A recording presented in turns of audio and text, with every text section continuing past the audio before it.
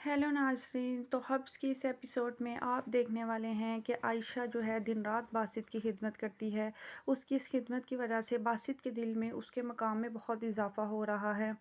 दूसरी तरफ बासित का दोस्त भी आकर जो है बासित को तमाम हकीकत से आगाह कर देता है। वो उसको कहता है कि यार मेरी बात सुनो, जैसे तुम सोच रहे हो वैसा बिल्कुल भी नहीं है। आयशा भाभी ऐसी है ना, मैं ऐसा हूँ।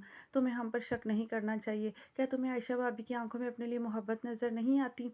अगर ऐसा नहीं है तो उनका बागौर मुआयना करो, जायज़ा लो। वो ऐसी नहीं है जैसा तुम उन पर शक करके उन्हें समझे बैठे हो। वो बहुत ज़्यादा बासित को समझाने की कोशिश करता है। दूसरी तरफ आयशा का रवैया भी बासित के साथ इतना बेहतरीन होता है कि बासित इस बात पर यकीन कर लेता है कि वाक़ई आयशा उससे सच्ची मोहब्बत करती है और वो गलती पर था। उसने बिला वजह आयशा पर शक किया और उसको बेइज़्ज़त करके घर से निकाला।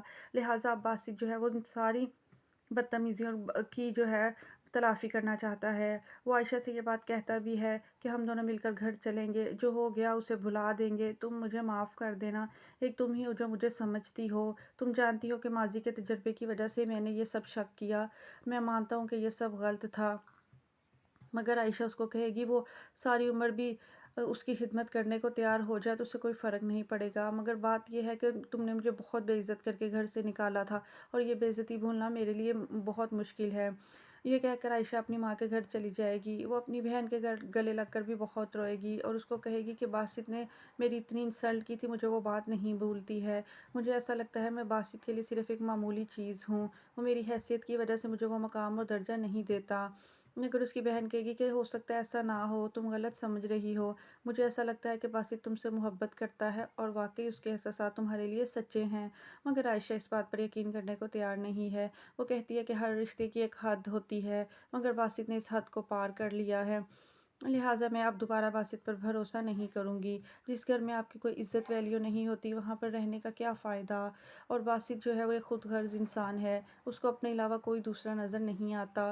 दूसरी तरफ आयशा की माँ भी यही चाहती है कि आयशा वापस ना जाए और वो उसने तो आयशा के लिए रिश्ता भी ढूँढ लिया है। वही रिश्ता जो उसने ज़ोया के लिए ढूँढा था, एक अमीर कबीर आदमी का। मगर ज़ोया के शादी कर लेने की वजह से उसको इस रिश्ते को जवाब देना पड़ता है। मगर अब वो उन रिश्ते वालों को कह देती है कि ज़ोया की उम्र तो छोटी है, ऐसा करते हैं कि अब आयशा के साथ शादी करवा देंगे। और वो यही चाहती है कि बासित अगर आयशा को नहीं रखना चाहता तो उसको छोड़ दे, ताकि वो आयशा की शादी जो है वो वहाँ पर कर दे जो उसने रिश्ता उसके लिए तलाश किया है।